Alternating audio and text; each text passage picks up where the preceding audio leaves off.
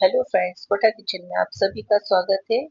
वैसे तो इस समय बहुत तेज गर्मी होनी चाहिए, पर यदि आपके यहाँ भी बारिश हो रही है तो ये पकौड़ी की रेसिपी आपके लिए है। आप भी इसे जरूर ट्राई कर सकते हैं। बहुत ही टेस्टी बनती है, ऊपर से एकदम क्रिस्पी करारी और अंदर से बहुत ही सॉफ्ट, जो खाने में बहुत ही बढ़िया लगती है। बारिश के मौसम में मैं ये वाली पकौड़ी अक्सर बनाती हूँ, मगर इस बार मई के महीने में ही इतना ठंडा मौसम शायद ही कभी रहा होगा, पहली बार ऐसा देख रहे हैं। तो बारिश के कारण मन हुआ तो मैंने ये रेसिपी आपके साथ शेयर कर रही हूँ। इसके लिए मैंने 6 से 7 आलू लिए हैं, और मैं हमेशा आलू को बॉईल करते समय उसमें एक नींबू का छिलका डाल देती हूँ, जिससे हमारे आलू का कलर कभी नहीं बिगड़ता, एकदम साफ रहते हैं। उधर ही साइड में मैंने एक तपेली में पानी बॉईल करके उसमें 2 चम्मच नमक डाला है, और उसमें मैंने 1 कटोरी चावल को पहले गला के 1 घंटे पहले गला के रख दिया था, जो क्वांटिटी में काफी ज्यादा हो गए हैं, फूल गए हैं। और अब हम इनको भी पका लेंगे। ये पकौड़ियाँ जो हैं चावल की, आलू और बेसन, तीन चीजों के परफेक्ट मेजरमेंट से यदि आप बनाएंगे तो बहुत ही स्वादिष्ट बनेंगी, क्योंकि इसमें इन पकौड़ी को बनाने में मेजरमेंट और जो गैस की फ्लेम है वो बहुत मायने रखती है। अब देखिए, मेरे चावल पक गए तो मैंने इनको छन्नी में निथार लिया। और एक बात का इस पकौड़ियों में हमेशा ध्यान रखना है कि जो हम चावल और आलू बना जो है उनको एकदम ठंडा करके ही हमें यूज में लेना है। इसी के साथ मैंने 4 से 5 हरी मिर्च ली है, जो एकदम बारीक काटना है, बिल्कुल बारीक, ताकि वो मुंह में ना आए। और ढेर सारा हरा धनिया, इसको भी हम काट के रख लेंगे। इन पकौड़ियों को बनाने के लिए हमें मात्र 15 से 20 मिनट लगते हैं तैयारी करने में, और फटाफट से बन जाती है। इधर देखिए, चावल भी बन गए मेरे, साथ ही आलू भी उबल गए। आप चाहे तो बचे हुए चावल और बचे हुए आलू से भी ये पकौड़ी 10 मिनट के अंदर बना के तैयार कर सकते हैं। मगर मैंने गर्मी का मौसम में बारिश तो हो रही है, मगर फिर भी मैंने फ्रेश आलू और फ्रेश ही चावल का यूज किया है, गरम गरम बनाए हैं। और अब हमने आलू को छील कर इसको चम्मच से कट लगा देंगे, इसके बारीक बारीक पीसेस कर देंगे, जिससे कि ये जल्दी से ठंडा हो जाए। और इसको थोड़ी देर हमें पंखे में रखना है, क्योंकि यदि हम गर्म आलू और चावल का यूज करेंगे तो ये बिल्कुल बिगड़ जाएगा। अब देखिए, मेरे आलू चावल ठंडे हो गए तो मैंने एक परात लिए, इसी के साथ एक कटोरी ली है। अब मैं एकदम परफेक्ट मेजरमेंट बताऊंगी आपको।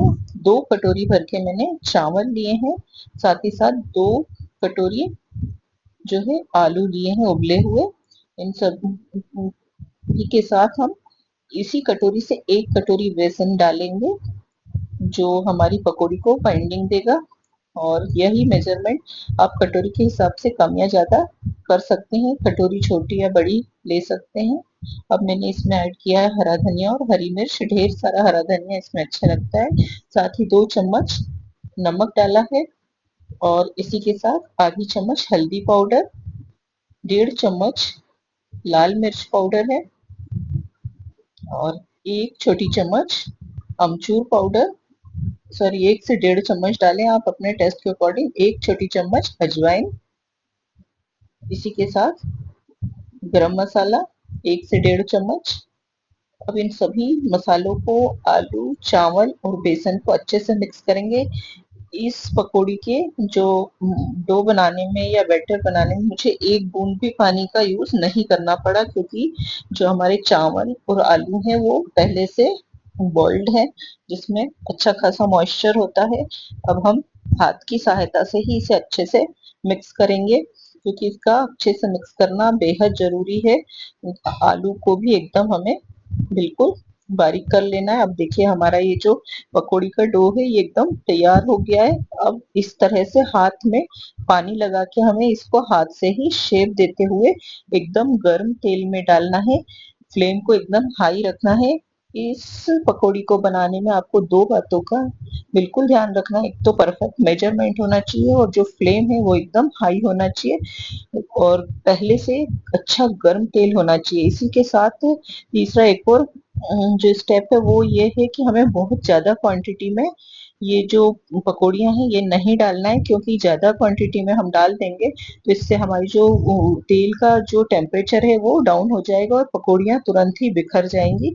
मुझसे शुरुआत में ये गलती हो चुकी है, इसलिए मैं आपके साथ ये शेयर कर रही हूँ। यदि आप आँच का ध्यान नहीं रखेंगे तो ये आपसे नहीं बनेगी। इसको एकदम गर्म तेल में हाई फ्लेम पे ही हमें बनाना है। इस तरह से एकदम बढ़िया सा हाथ से ही शेप दे देंगे।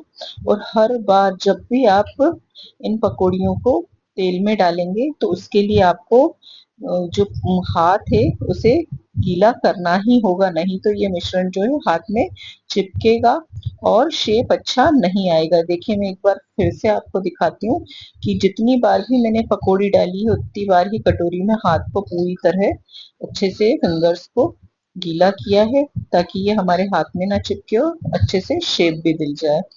तो ये बहुत ही बढ़िया क्रिस्पी करारी पकौड़ियाँ बनती हैं। आप इसे किसी भी मौसम में बनाकर किसी भी चटनी के साथ सर्व करेंगे तो सभी बड़े शौक से खाएंगे। और इस बार गर्मियों में ही इतना बढ़िया बारिश का मौसम हो रहा है तो पकौड़ी बनाना बनता ही है। और इस तरह से हमें हर पकौड़ी को जो है अच्छे से हाथ से शेप देके चपटा कर लेना है, ताकि ये अंदर से कच्ची ना रहे। और इसको ऊपर से तो एकदम क्रिस्पी होती है और अंदर से एकदम सॉफ्ट होती हैं, जो खाने में बहुत ही स्वादिष्ट लगती हैं। इस तरह से मैंने जितनी हो सकती हैं उतनी पकौड़ियाँ इसमें डाल दी हैं। बहुत ज़्यादा यदि हम भर के डाल देंगे, इसका जो ऑयल का टेम्परेचर है वो डाउन हो जाएगा और पकौड़ियाँ तुरंत ही बिखर जाएंगी, क्योंकि इसमें चावल है। इसलिए बहुत ही ध्यान से बनाना पड़ता है और मेजरमेंट का खास तौर पे ध्यान रखना पड़ता है। और इस तरह से एक एक करके मैं आपको दिखा रही हूँ। बिल्कुल हाई फ्लेम है और बहुत ज्यादा क्वांटिटी में ये नहीं डालना है।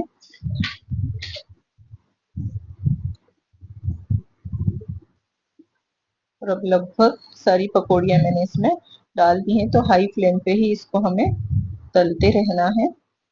और इनको तलने में कम से कम 7 से 8 मिनट का समय लगता है हाई फ्लेम पे भी। देखिए साइड में जो पहले डली है वो थोड़ी थोड़ी तला के ऊपर आने लगी हैं। और इनको हमें जब तक ये खुद से ऊपर ना आए तो हमें इसमें झारी नहीं डालनी, ना ही इनको हमें पलटना है। इस तरह से हम सारी पकौड़ियाँ डाल देंगे।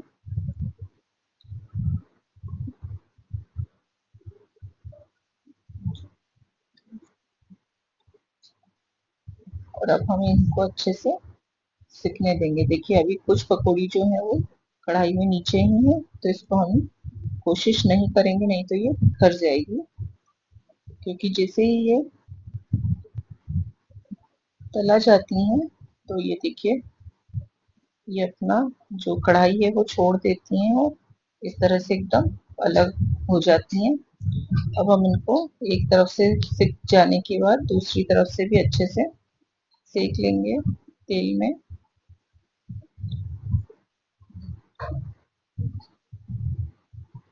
यदि आपको मेरी ये रेसिपी पसंद आती है तो लाइक कीजिए और कमेंट में बताइए। और साथ ही मेरे चैनल कोटा किचन को सब्सक्राइब कीजिए। बनाइए, खाइए और इस बारिश के मौसम का आनंद लीजिए।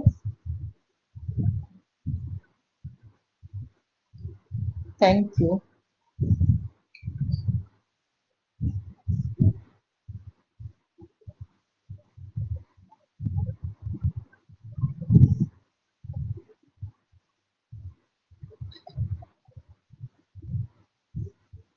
यार ये गड़बड़ हो